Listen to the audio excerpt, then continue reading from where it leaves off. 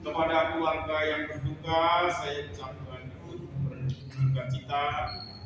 Kita mendoakan semoga arwah Bapak Hubertus Setiawan memperoleh damai bersama Bapak di surga, yang adalah tujuan hidup kita semua. Karena kita ini di dunia tidak selama-lamanya.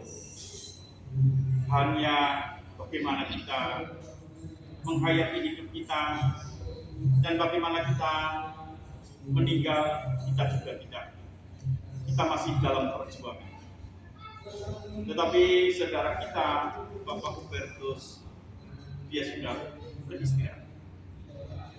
Saya kira Tuhan sudah menghendaki dia beristirahat. Tentu keluarga terkejut karena Bapak ini meninggal juga mendadak karena jatuh. Karena hari Kamis yang lalu saya sempat memberikan perminyakan dan anaknya Astrid Torres yang memang Romo belum pernah ketemu dengan Bapak. Saya juga mungkin belum pernah ketemu, mungkin kalau Bapak mungkin pernah lihat saya. Tapi tadi saya ketemu dengan temannya Bapak ini, namanya Pak Imam. Dan ternyata Bapak ini seperguruan dengan saya, karena sama-sama di seminari Pertoyudan. Kami alumni seminari. Nah, tentu kita seperti pesan Tuhan, tidak perlu khawatir, tidak perlu gelisah. Kita boleh bersedih, tapi kita juga ingat Tuhan bahwa Tuhan ini sudah mengalahkan kematian melalui pengorbanannya di kayu salib. Dia sudah menebus dosa-dosa kita melalui penderitaan wafat dan kebangkitannya. Tuhan hanya minta dari kita untuk percaya. Percayalah kepada Bapa. Percaya juga kepada Allah. Percaya membutuhkan sikap kerendahan hati. Mengakui bahwa kita tidak bisa menyelamatkan diri kita sendiri. Sehebat-hebatnya kita tidak mampu menebus dosa-dosa kita. Sesuci-sucinya hidup kita tidak mampu menyelamatkan kita, membawa kita kepada kebahagiaan kekal bersama Bapa. Kita bersyukur selalu karena Tuhan melihat kemalangan kita, melihat penderitaan kita, melihat dosa-dosa kita. Dia mau menjadi manusia di dalam diri Yesus dan mati di kayu salib. Karena belas kasih-Nya, dengan pengorbanan itu, Dia membawa pengampunan dosa. Tetapi sekali lagi, Tuhan menuntut iman kepercayaan dari diri kita. Iman kepercayaan itu memang anugerah Tuhan. Kita tidak mampu juga percaya kepada Tuhan. Tetapi benih-benih iman itu sudah ada di dalam diri kita. Hanya seringkali kita ragu. Karena kita hidup di dunia ini seringkali diwarnai kecemasan, ketakutan, kekhawatiran. Sehingga kadang-kadang kita mengandalkan diri kita sendiri. Lupa mengandalkan Tuhan. Lupa kemudian berserah kepada Tuhan.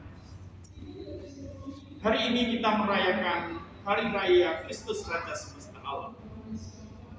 Yesus di atas kayu salib diolok dan dihina, tapi Dia tidak membalas.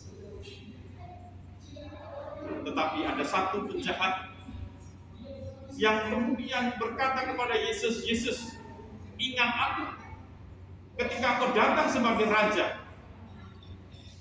Dan Yesus memberikan jawaban, "Hari ini juga kamu ada bersama dengan aku di dalam hidup.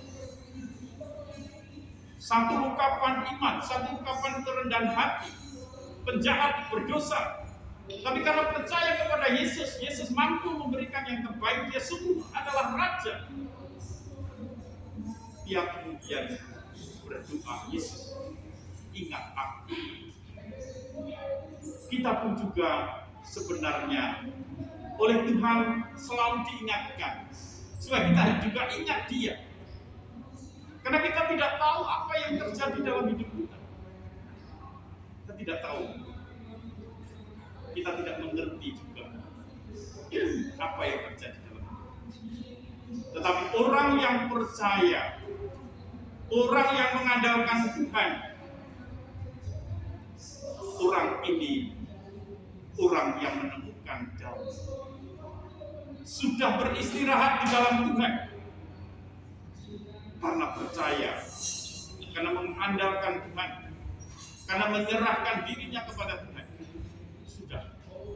Tidak ada perlu dikhawatirkan, tidak perlu ditakuti, tidak perlu kemudian dicemaskan. Kita sudah punya pegangan dan jaminan dalam hidup kita, yaitu Yesus.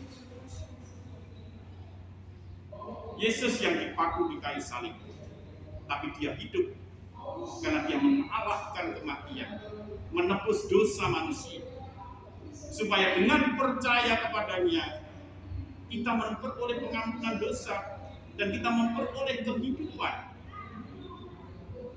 kehidupan bersama dengan Allah. Nah, saudara-saudari yang terkasih di dalam Tuhan, saudara kita tentu sudah berjuang dalam hidupnya untuk percaya kepada Yesus. Tentu ada kekurangan dan kelemahan. Karena ketika hidup di dunia ini, kita tidak bisa lepas dari namanya kekurangan, kelemahan, dan dosa-dosa kita. Itu semua Tuhan memang mau supaya kita tidak mengandalkan diri sendiri, tidak menyombongkan diri, tapi percaya sungguh kepada-Nya. Karena hanya Tuhanlah yang mampu menyelamatkan.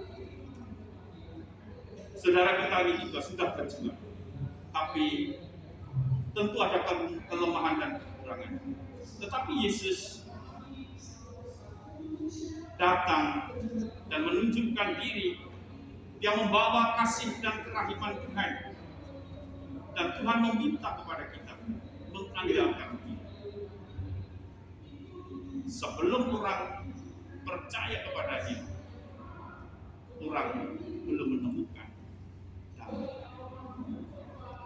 Karena itu saudara-saudari yang terkasih, saudara kita ini sudah selesai bergulat di dunia ini. Dan kita berdoa, mohon kerahiman Tuhan.